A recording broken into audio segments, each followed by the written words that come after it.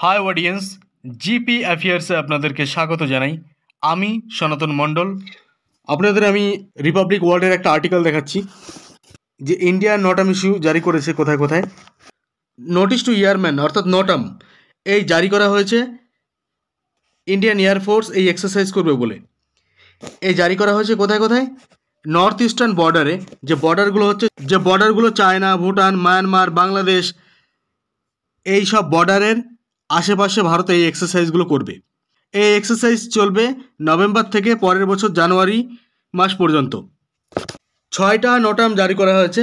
November 6 তারিখে, November 20 তারিখে, ডিসেম্বরের 4 তারিখে আর ডিসেম্বরের 18 তারিখে। এর পরবর্তীতে যে নটাম পরের বছরে হবে সেটা হচ্ছে জানুয়ারির 1 তারিখে আর জানুয়ারির 15 তারিখে। এই যে নটামগুলো জারি করা হয়েছে এগুলো ফ্রেশলি জারি করা হয়েছে, কারণ অলরেডি ভারত যে এক্সারসাইজ ত্রিশূল করছিল, এটা একটা ট্রাই সার্ভিস এক্সারসাইজ 12 দিনের, যেটা পাকিস্তান বর্ডারের কাছে ভারত করছিল। আমি এর উপরে আপনাদের একটা ভিডিও বানিয়েছিলাম যে ক্রিক অঞ্চলের আশেপাশে ভারত এই এক্সারসাইজ করছিল অপারেশন ত্রিশূল। এটা একটা ট্রাই সার্ভিস এক্সারসাইজ যে ক্রিক অঞ্চল অবস্থিত ভারতের গুজরাটের কচ এরিয়ায়।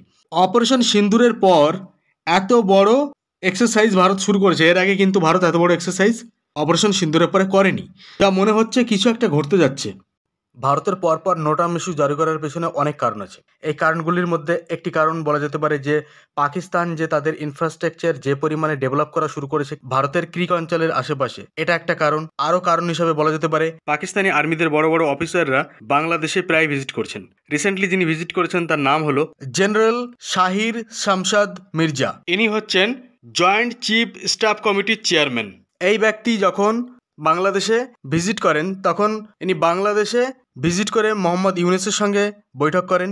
তারপর বাংলাদেশি যে আর্মি চিফ ওয়াকরুজ্জামান তার সঙ্গেও বৈঠক করেন। পাকিস্তান যে ভারতের বিরুদ্ধে বাংলাদেশে বসে যে ফন্দি আটছে তা ভালোই বোঝা যাচ্ছে। এও শোনা যাচ্ছে যে আইএসআই, পাকিস্তানি যে গোয়েন্দা সংস্থা আইএসআই, অলরেডি তারা তাদের ভিত গড়তে শুরু করে দিয়েছে বাংলাদেশে।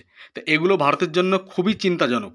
কিন্তু যা নিয়ে বিতর্কের সৃষ্টি হয়েছে সেটি হচ্ছে মোহাম্মদ ইউনূস যখন এনাকে একটা বই গিফট করছিলেন, সেই বইয়ের উপরে গ্রেটার বাংলাদেশের ছবি ছিল, আর সেই গ্রেটার বাংলাদেশে ভারতের অনেক এলাকা বাংলাদেশের মধ্যে দেখানো হচ্ছিল। এই সব কারণেই ভারত পাকিস্তান বর্ডার সীমান্তে এবং নর্থ ইস্টে ভারত নটাম ইস্যু জারি করেছে। শুধু নর্থ ইস্টে না, এমনকি মধ্য ভারতেও ভারত কিন্তু নটাম ইস্যু জারি করেছে।